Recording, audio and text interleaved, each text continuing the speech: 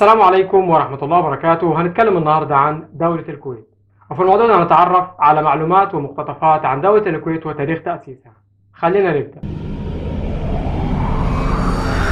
الكويت بتقع في جنوب غرب آسيا، وبيحدها من الشرق الخليج العربي، وبيحدها من الشمال والغرب العراق، ومن الجنوب بتحدها السعودية. ومساحة دولة الكويت 17818 كيلومتر مربع، وعدد سكان دولة الكويت 1,419,395 نسمة. والكويت في القرن ال17 كانت تعرف بالجرين لحد ما طغى عليها اسم الكويت، واسم الكويت هو تصغير لكلمة كوت واللي بتعني الحصن أو القلعة. والكويت تأسست في سنة 1613 وبيحكمها آل صباح، وهم فرع من قبائل العتوب.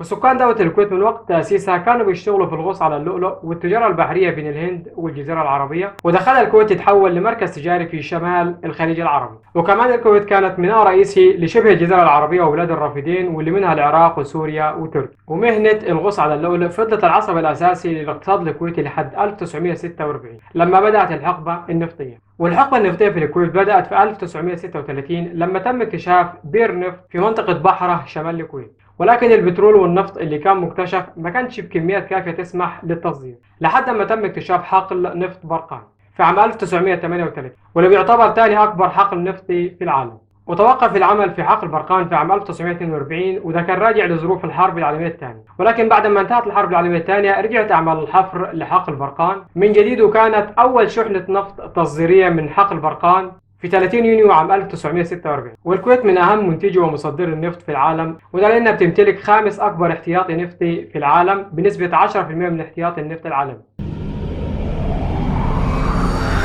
والكويت إمارة وراثية بيحكمها أمير من ذرية الشيخ مبارك الصباح، ونظام الحكم فيها ملكي دستوري بيتميز بنظام برلماني بيتمثل في مجلس الأمة الكويتي، وده اللي بيتولى السلطة التشريعية في الكويت. وأي أمير من أمراء دولة الكويت لما يتولى مسند الإمارة في خلال سنة عليه إن يختار شخص من ذرية الشيخ مبارك الصباح عشان يكون ولي عهده، وبيتم عرض اسم الشخص ده على مجلس الأمة بحيث إن مجلس الأمة إما أن يوافق عليه أو يرفضه. فإذا وافق مجلس الأمة على الشخص ده بيصبح هو ولي العهد، وإذا تم رفضه من مجلس الأمة فبيكون على أمير دولة الكويت ترشيح 3 أشخاص ثانيين من نفس ذرية الشيخ مبارك الصباح، ومجلس الأمة في الحالة دي بيختار واحد من ال3 أشخاص بأغلبية الأصوات. والسلطة التنفيذية في الكويت بتتمثل في أمير دولة الكويت ومجلس الوزراء اللي بيتكون من 16 وزير. وأمير دولة الكويت بيختار رئيس الوزراء، ورئيس الوزراء بدوره بيختار الوزراء أعضاء حكومته. والسلطة التشريعية في الكويت بتتمثل في مجلس الأمة المنتخب والمكون من 50 عضو، بيتم انتخابهم بالانتخاب العام السري المباشر. والكويت في انتخاباتها مقسمة ل5 دوائر، كل دائرة بتختار 10 نواب. والتقسيم الإداري لمحافظات دولة الكويت بيرجع للمرسوم الأميري رقم 6 لسنة 1962، واللي بناء عليه تم تقسيم محافظات دولة الكويت ل3 محافظات، وهي محافظة العاصمة ومحافظة حولي ومحافظة الأحمد. وفي 14 نوفمبر 1979 تم إضافة محافظة رابعة وهي محافظة الجهرة. وفي 12 أكتوبر 1988 تم إضافة محافظة خامسة وهي محافظة الفروانية. وفي 27 نوفمبر 1999 تم إضافة المحافظة السادسة وهي مبارك الكبير. وبكده الكويت مقسمة ل6 محافظات، وهي محافظة العاصمة ومحافظة حولي ومحافظة الأحمدي ومحافظة الجهرة ومحافظة الفروانية ومحافظة مبارك الكبير.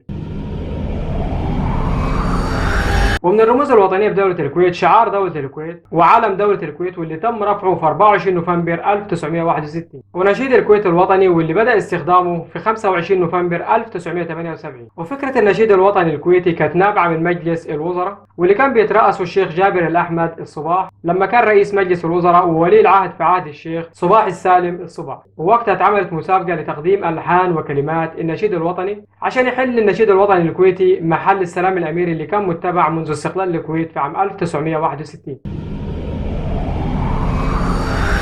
ومن المناسبات الوطنية بدولة الكويت العيد الوطني وعيد التحرير. والعيد الوطني عطلة رسمية بدولة الكويت وبيتم فيها الاحتفال باستقلال الكويت عن المملكة المتحدة، وده بيكون في 25 فبراير من كل عام. ومع العلم ان دولة الكويت استقلت في 19 يونيو عام 1961 في عهد الشيخ عبد الله السالم الصباح. واول احتفال للكويت بعيدها الوطني كان في 19 يونيو عام 1962، وده كان أول وآخر احتفال للكويت بعيدها الوطني في 19 يونيو عام 1962، لأنه بعدها وفي عام 1963 تم ترحيل عيد الاستقلال الوطني ودمجه مع تاريخ جلوس الشيخ عبد الله السالم الصباح، واللي بيصادف 25 فبراير من كل عام. والمناسبة الثانية الوطنية بالكويت وهي عيد التحرير، واللي بيوافق 26 فبراير من كل عام. وبيتم فيها الاحتفال بمناسبة تحرير الكويت من الاحتلال العراقي عام 1991. ودي كانت بعض المقتطفات عن دولة الكويت. استنونا في حلقات جديدة قادمة، ولحد هنا الحلقة خلصت. ما تنساش تبص على المصادر هسيبها لك في وصف الفيديو. وإذا كنت مشترك عندي بالقناة ما تنساش اللايك والشير، وإذا ما كنتش مشترك عندي بالقناة فاشتراكك يدعمنا لتقديم الجديد والجديد.